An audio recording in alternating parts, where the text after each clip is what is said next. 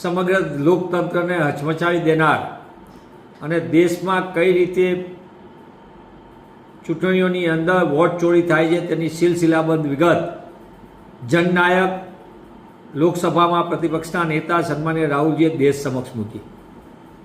આ દેશ ઉપરનો હુમલો છે, સંવિધાન ઉપરનો હુમલો છે અને સંવિધાને આપણને આપેલા એક મત, દરેક વ્યક્તિનો એક જ મત હોય, તો એ દરેક મતની ચોરી કેવી રીતે થાય છે એ વિગતોથી સૌ ચોંકી ઉઠ્યા છે કે આટલી હદે લોકતંત્ર સાથે ખિલવાડ થાય છે.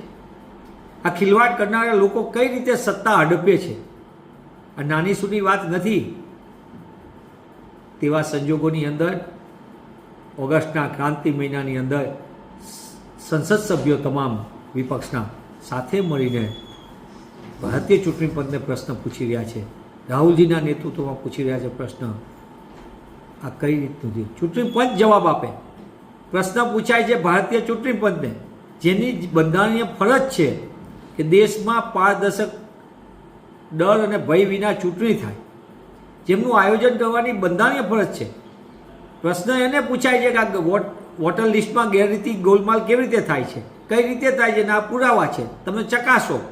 વિગત માગવામાં આવે છે. ફરજી વોટર કેમ દાખલ થાય છે, ફોર્મ નંબર 6નો કેમ દુરુપયોગ થાય છે, અને જવાબ કોણ આપે છે? ભારતીય જનતા પાર્ટી. આ કઈ રીતની ગોઠવણ છે? આ ગોઠવણ સામે લોકતાંત્રિક પ્રક્રિયામાં લડાઈના દેશમાં નેતૃત્વ કરી રહ્યા છે રાહુલજી. ત્યારે આવો ગુજરાત કોંગ્રેસ પણ, કારણ કે ગુજરાતમાં પણ ભારતીય જનતા પાર્ટી આ મોડેલને અપનાવી ચૂકી છે. 2012ની ચૂંટણીમાં, 2017ની વિધાનસભાની ચૂંટણીમાં અને 2019ની લોકસભાની ચૂંટણીમાં આ મોડેલ અપનાવી ચૂકી છે. મતદારોને ગુમરાહ કરવા, ફરજી વોટરો બનાવવા, ઇલેક્શન કાર્ડોની ગોલમાલો કરવી, મતદાન ન કરવા દેવું, મતદાર યાદીઓમાં ગોલમાલ કરવી, બોગસ વોટિંગ કરવું, સાંજે 4:30થી 5:30 સુધીમાં 12%થી લઈને 18% મતદાન વધારી દેવું, આ બધાની અને આની ફરિયાદો થઈ, કોઈ જવાબ નહીં. ત્યારે પારદર્શક અને ન્યાયિક ચૂંટણી થાય અને વોટ ચોરીમાં સંડોવાયેલા લોકોને સજા થાય. ત્યારે બે જ માંગ સાથે ગુજરાત કોંગ્રેસ પણ માંગ કરે છે કે ડિજિટલ યાદી આપો. ભારતીય ચૂંટણી પંચને શું વાંધો મતદાર યાદીમાં, અને સાથે સાથે આ ગોલમાલ કરનાર ઉપર પગલાં ક્યારે?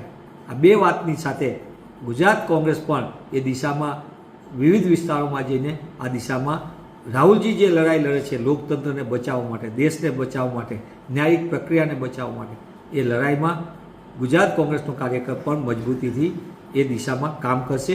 અને આગામી દિવસમાં આ દેશની ચૂંટણીઓ પારદર્શક રીતે થાય અને ભારતીય ચૂંટણી પંચ એની બંધારણીય ફરજ બજાવે એ દિશામાં અમે લોકો સામૂહિક